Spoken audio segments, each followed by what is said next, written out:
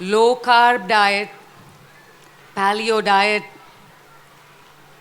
I failed. All those diets failed. Now my favorite diet is the Gita diet. I eat whatever I want. So when we think about reading and reading diet, what's your take? Okay. First, I want to say I'm delighted to be here and so happy to see your beautiful faces. And when Gita and I got together yesterday to talk just briefly about what we were going to talk about today, we were searching for something we disagreed on, and we couldn't find it. So Gita's diet of eat whatever you like is actually also our diet for read.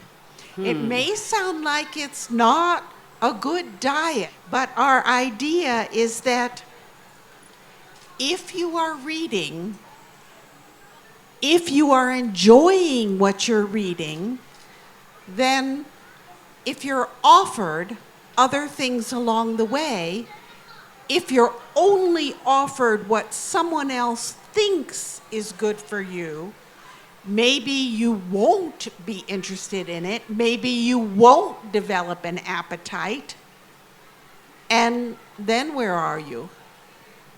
Right, Donna, but I have a question. Growing up, and I love to use the food analogy when we talk about diets. So growing up, my grandmother served me the first round of whatever was cooked. So there was vegetable, there was rice, there was lentil. We had to eat it. So I couldn't say, I want to do Gita diet today and eat whatever I want and I'm going to waste the others. No, I just had to eat it. And she had her reasoning. She said, you're a kid, you don't know what a balanced diet is. You need this for nourishment. So I'm serving you the first round. And if you like something, you can have seconds. So there is some logic to that, right? So when we bring that into reading, and when teachers and parents say, listen, you need to read these books because you need to try different things before you take a second helping of something. What do you say to that? How many of you are parents? How many of you are teachers? Okay. And many of you are both, I'm sure. Demands of that curriculum. And it may seem like it's a simple task, but only once you've learned how to do it. For the child who hasn't yet learned, for the child who is struggling, it can be daunting. If they know that stories are fun, that stories will make them laugh, will make them cry, will make them frightened, will make them excited, will make them desire to find out what's going on, if the stories will feed them emotionally, then you've given them motivation for the hard task of learning to read. So my advice is, at home, follow your child as much as you can. It's like when you've got a puppy on a leash. If you pull that puppy behind you, you're going to have an unhappy puppy. If you follow that puppy till he's exhausted, and then you say, come on this way, maybe the puppy's gonna go with you because the puppy has tried many things. Life is pretty good. Going on a leash is pretty good.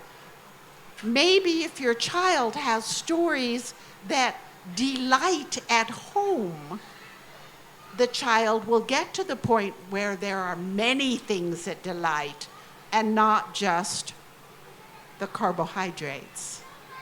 I agree with you because I think that, right, and from joy comes engagement. And from engagement comes agency. And for joy to happen, there has to be choice.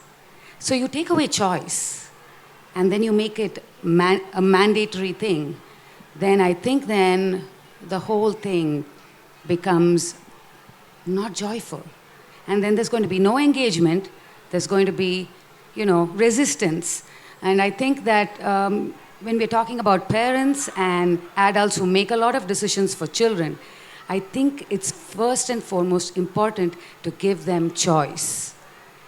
Introduce, and one of the things I do in my classroom is I do a lot of book introductions. So I take out books that I like, and I think about various kinds of books, not just stories and fiction, but I think about non-fiction books, and I think about graphic novels, and I think about information, narrative non-fiction. I think about fat books and slim books, and I give them a lot of book introductions. I talk up books. I make a big deal about books, and then I give them the choice. I say, you pick what appeals to you.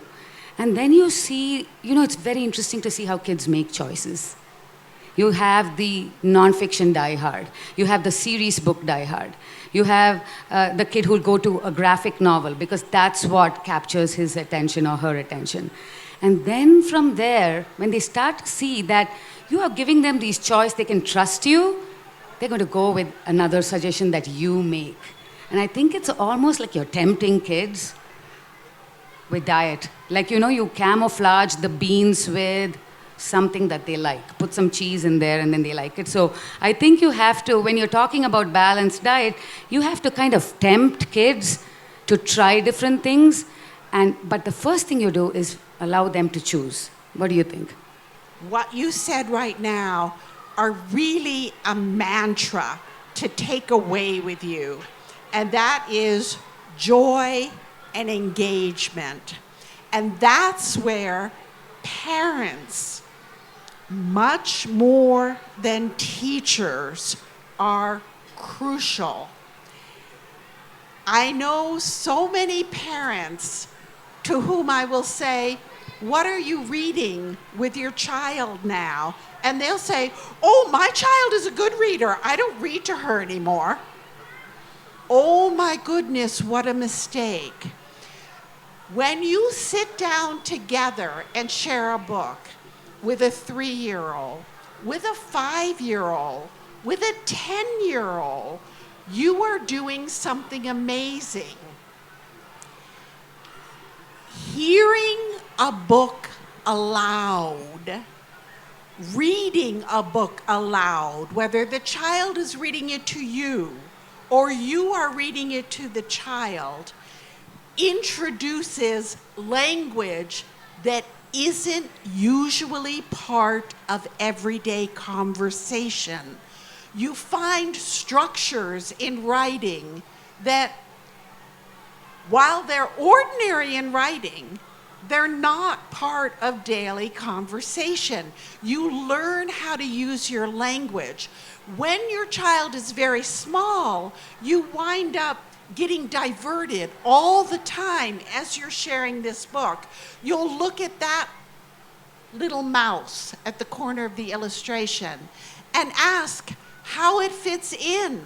You'll ask your child, what do you think the bunny feels now? What would you do if you were that bunny? And suddenly you're talking about the book together.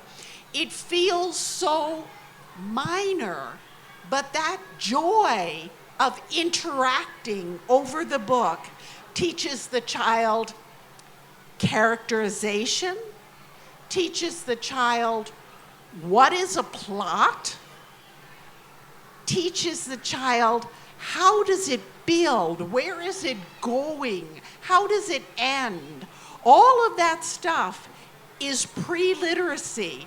It is preparing your child for everything else they'll read. A biology book has the same structure. You don't just list a bunch of facts. You raise them in a particular way. You show how they interact with each other. You arrive at some kind of conclusion. There's a structure to how we organize information and present it to each other. And that structure is critical to understanding literacy, to gaining literacy. And it starts with that work aloud, with that joy, with that engagement. You shouldn't be reading these graphic novels. Comics? No, that's not good literature. You should be reading the classics. Read Shakespeare. Read Moby Dick. What happened to the good old Oliver Twist? That's what you should be reading. And, I've seen kids, walking around, feel with their shoulders slumped, walking with these really fat, old books, feeling like, do I really have to read this? And, my advice to parents is, times have changed. There's so many new books out there that's more reflective of the times that your children can relate to. And there's no harm. I think laughing I think Diary of a Wimpy Kid is an incredibly complex story. And the humor is genius. And I would totally encourage my sons to read Diary of a Wimpy Kid, or the children in my classroom to read that. Captain Underpants, oh my gosh, to achieve that kind of humor with those illustrations and juxtapositioning the illustrations and the words, masterful. So I think that there's a place for all kinds of literature, and I think parents need to change their mindset of what their kids are reading. And it brings me to then reading lists, summer reading lists that schools put out. And what do you think? I'm with you. I mean, I feel like we're sisters. Several years ago, maybe not that long ago, maybe only 15 years ago or so, I read a study in the United States in which they asked children who were 5 years old, they read to them a passage in which there were two children interacting, doing something together, and their names did not identify them as to much. There was very little information in their names. Their names were not like Maria and Sam. Their names were kind of unidentifiable. And they asked the children, what do you think these characters look like? And the children all thought the characters looked just like them. They were reading these characters, listening to these characters as though they were the character. They wanted to be the character. At the same time, they asked 10-year-olds the same thing with respect to the same passages. And the children thought the characters were boys, and they thought they were white, and they thought they were Protestant. This is shocking. And I think we should keep that in our heads when we ask ourselves, do we want our children to be reading over and over again the same things that we were taught to read? The world is not all male, all white, all Protestant. We know that. Today, children's books are much more reflective of the mix of the world. Today, in children's books, we don't just have castles and kings and queens and princesses and princes. We have people of all different economic status in many different situations. And we look at history differently. We used to present history as a very clear, the people who won were right. And now we look at history as recognizing that many times the people who won were brutal. And it's important because if we don't look at it accurately, if we don't recognize the mistakes, we are very likely to repeat them. we should give our children the books that are being produced today, the more responsible books. Should we keep them from the classic books? Not at all. Just like we shouldn't keep them from a comic book or a graphic novel or anything else that you might think is not so good. Don't make that decision for your child. Let your child choose those things. But certainly, don't shy away from today and don't discount the value of today. I think we've come a long way, and I think it's high time that we came that long way. You know, I'm reminded of Jason Reynolds. You know Jason Reynolds, who's written this whole, he's an African-American author, and he was giving a keynote about his life. He failed college. He failed English 101. Today, he's an absolutely renowned award-winning children's book author. And he tells the story of how in 8th grade, he had to read To Kill a Mockingbird because it was part of the syllabus, it was part of the diet that was prescribed by the school, which has been, by the way, the part of the diet of all 8th graders in America for probably 100 years. I don't know. And it hasn't changed. So the diet has not changed. And he failed because he could not see himself in the text. He was not moved by the text. He did not relate to the text. He did not like the text. And so then he decided he did not like to read. And he didn't read. And he didn't read in college. And he failed his classes not once but twice. He was put on academic probation. And during that time, one of his professors gave him a book which had an African-American protagonist, which told the story of growing up in a black neighborhood, which told his story. And when he read that book, suddenly he said, I think I like to read. And then he picked up more books where he saw himself.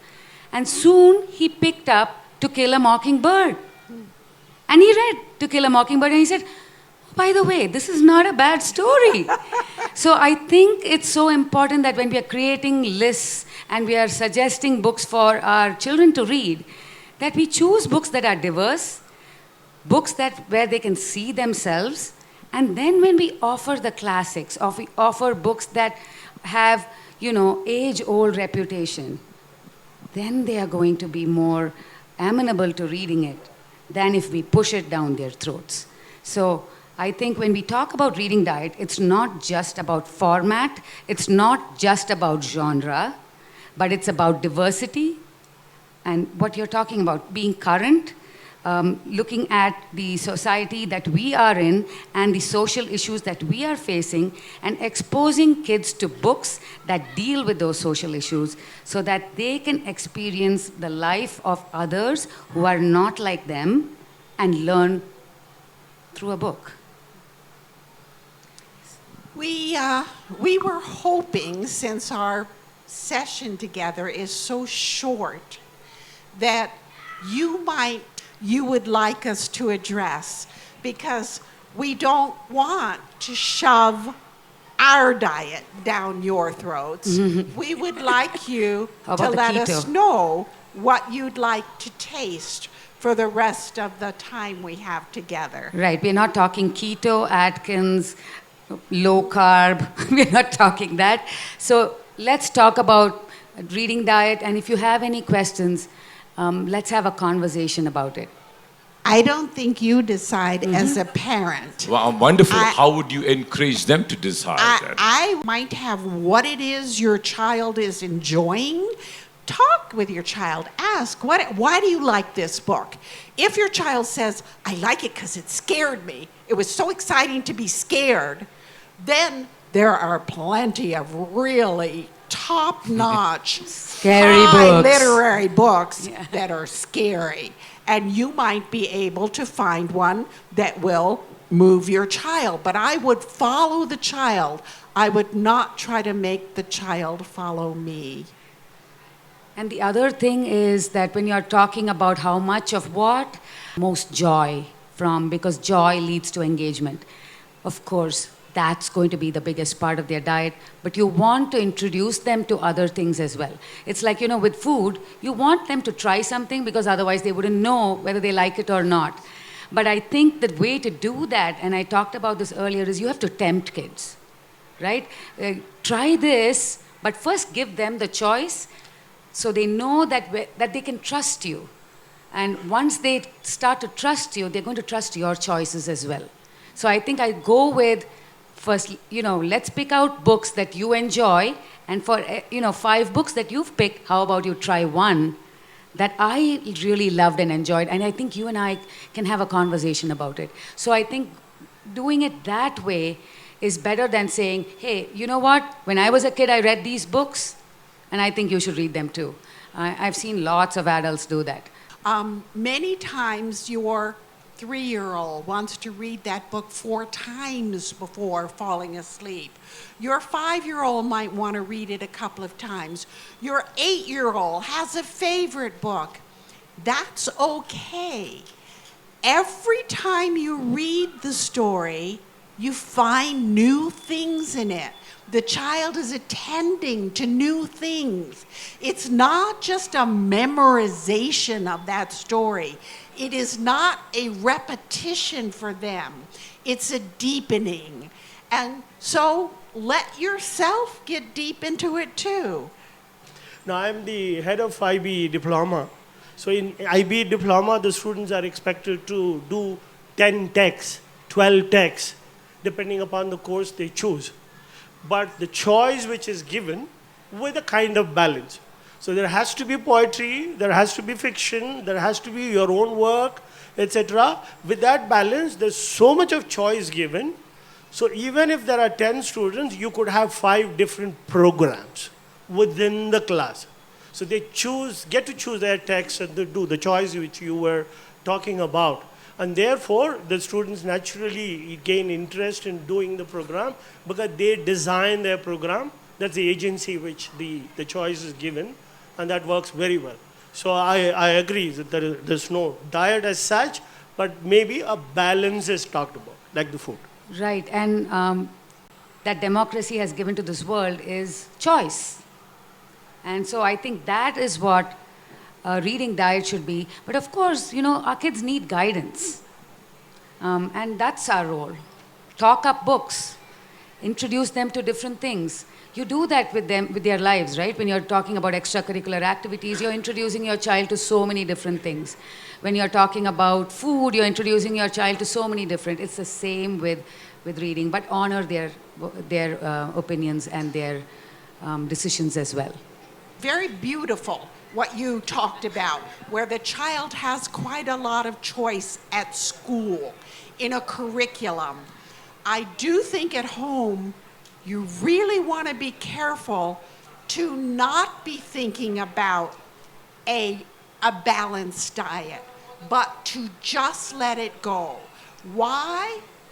Reading is not a passive event. Reading is very active.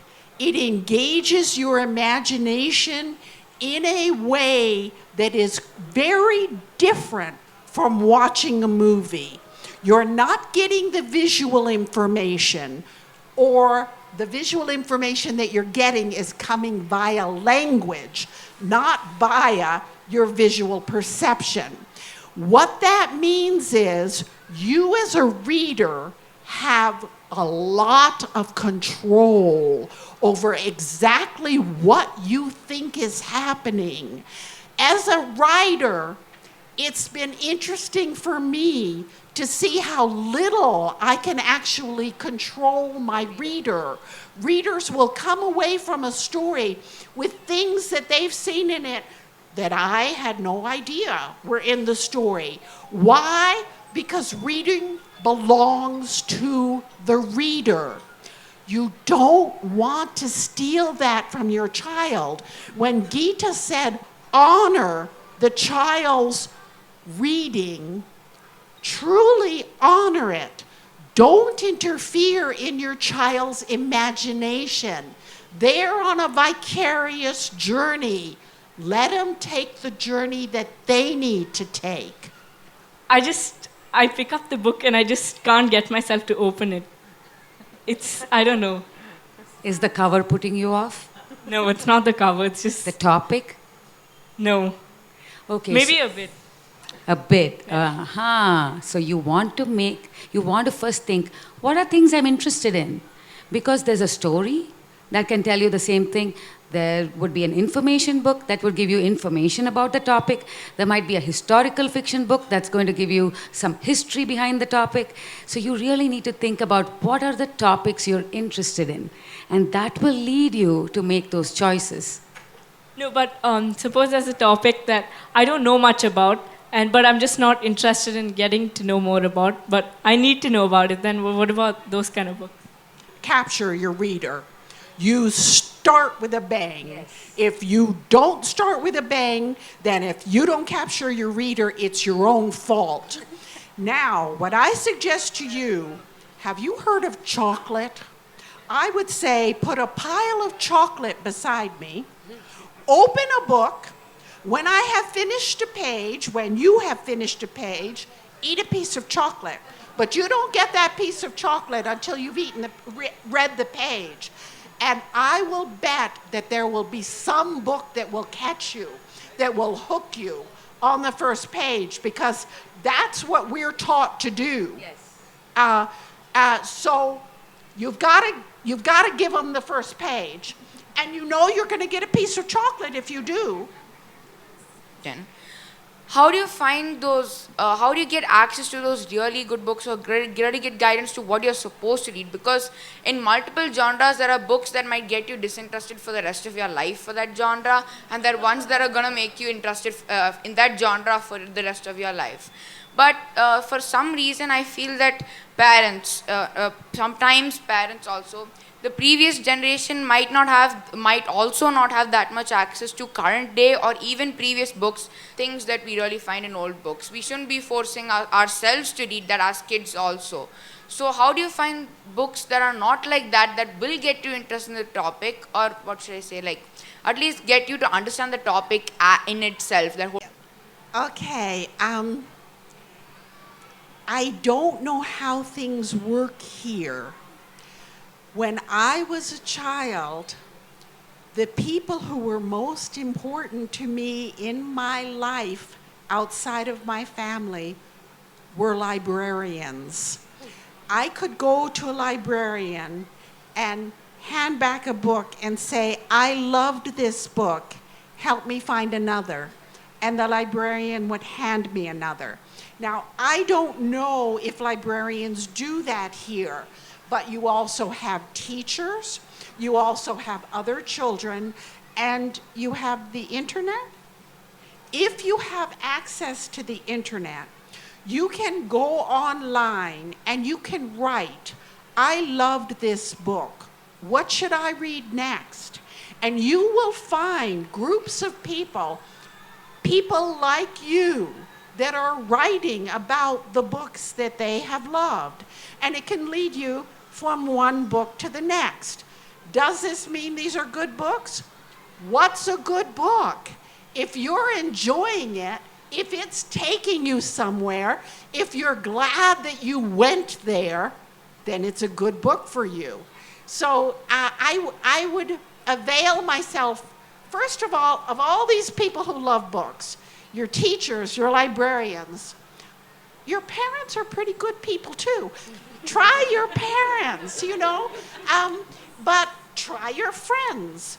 And the internet frightens me in an enormous number of ways, but I do love the openness with which people will talk about books and sometimes break authors' hearts.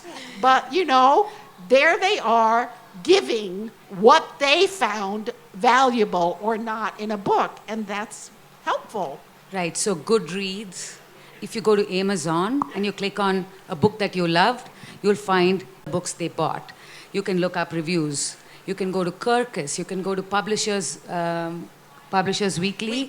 And so there are many, websites that the Huffington Post, they come up with really good lists of popular books. So I think you really must explore the internet. Of course, talking to your friends. What is the book that you loved? I think it's really important to talk to your peers because they're going to give you some really good suggestions.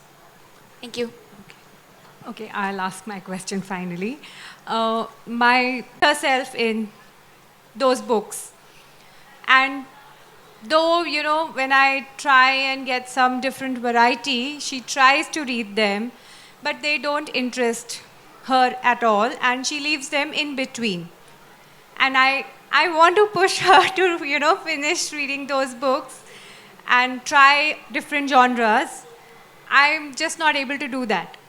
So I need your advice on that. Yeah. Trust your daughter. And why do you want to do that? Let her love what she's reading. No, she gets obsessed with one thing and then she just follows that for Obsession with a book? What is better? Yeah. So I leave her at that and probably it'll phase her out, is what you think. And if you're really worried about it, you buy yourself a bag of chocolate. Chocolate is the cure-all. All right. Yeah, so honor your child's choice. Joy is the most important thing in reading. And really, there is nothing else that can replace it. So if your kid is feeling joyful, is immersed in that book, you should celebrate because kids today are not reading that much. And if your child is reading, it's really time to celebrate. Yes, I see this sort of thing. We were talking about this the other day, where parents can get competitive with each other over what their children are reading. And they see that child with a big, thick book, and this child with a thin book. Is that child a better reader than that child? I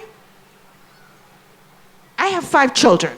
When my second child was at the end of kindergarten, we were living in a town where the parents were very competitive about their children. And their children knew how to read before they went to school. My children knew how to do the laundry. They knew how to cook a dinner, but they did not know how to read. I did not assume the role of teacher. I was the role of companion. We were living together in a family. They learned family skills from me, and we told stories together, and we read together all the time. But I did not teach them how to read. Okay, so in this town, my kindergartner, at the end of kindergarten, said to his big sister, who was in 2nd grade at the time, he said to her, "I'm a bad reader. I'm in the lowest reading group." And I was about to interfere. My heart went. And my daughter, Elena, she said to him, "Mikey, you laugh when it's funny. You cry when it's sad. You're a good reader." And Michael never said another word about being a bad reader.